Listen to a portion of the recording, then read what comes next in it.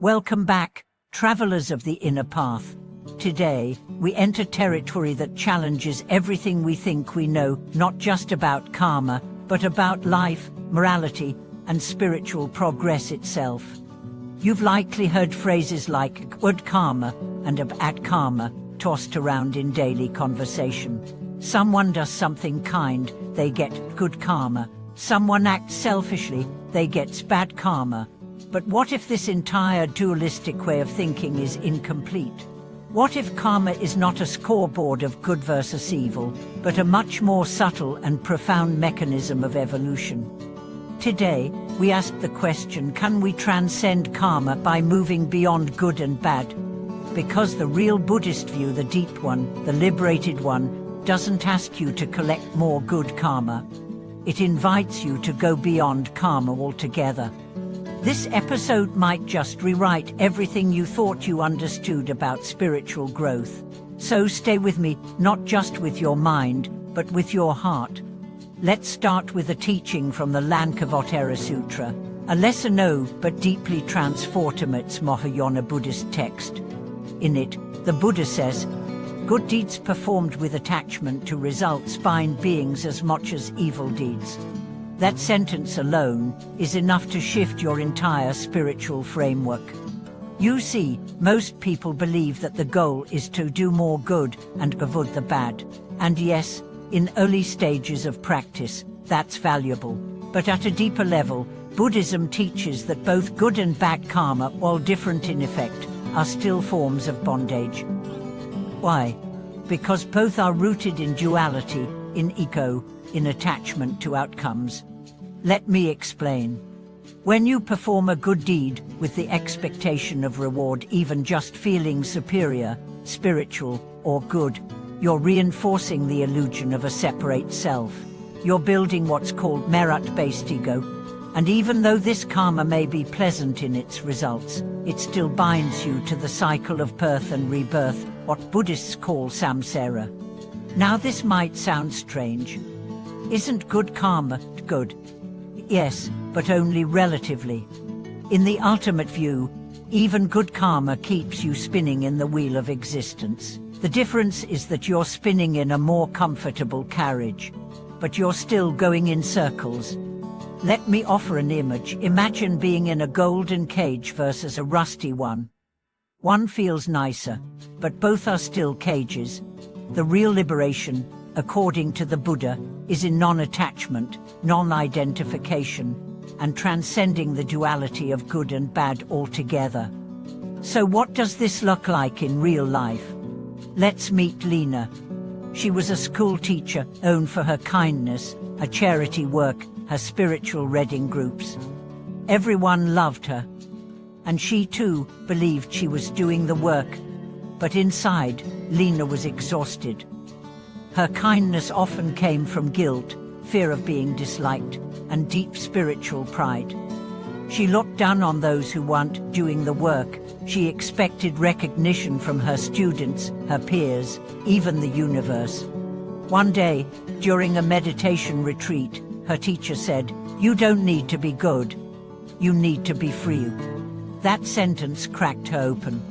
For the first time, she saw that her good deeds were not always from compassion, but from identity, from karma, from the craving to be seen as spiritual. So she began practicing not just goodness but emptiness. She helped others when moved by genuine connection, not guilt. She spoke truth even when it made her less popular. She let go of the story of being the kind one. And in doing so, she found something deeper than being good. She found peace. This is the heart of non-dual karma action without identification. Deeds done in presence, not performance. Let's go to the Buddha himself for clarity. In the Timon Sutra, he teaches, one should practice charity without attachment to the notion of self, other, or the act of giving. That's how karma dissolves. It's not that you stop acting. It's that you stop clinging to the actor. The Bodhisattva, the enlightened being, still acts, still loves, still serves, but they do it from a space of clarity where action flows without clinging. They don't collect good karma.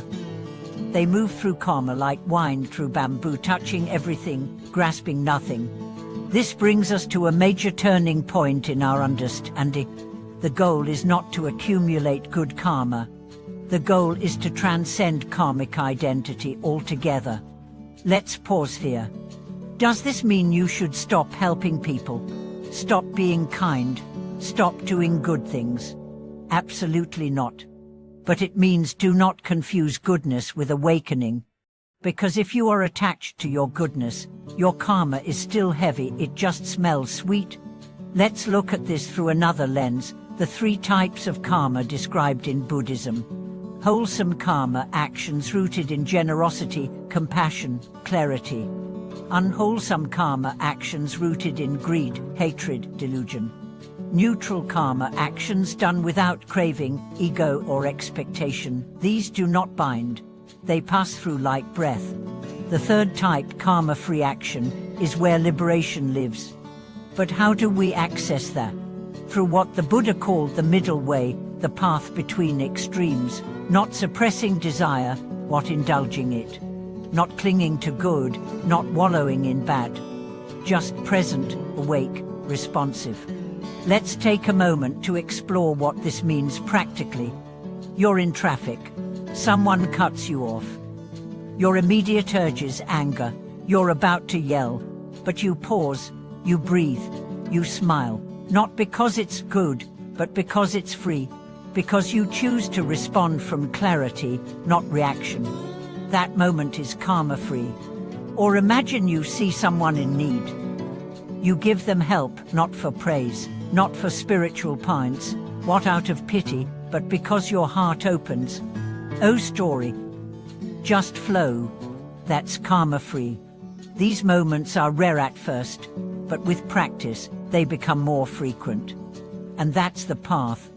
Not perfection, not sainthood, but freedom from clinging, from labels, from the push and pull of karma's dualities. Let me share one final story from Zen.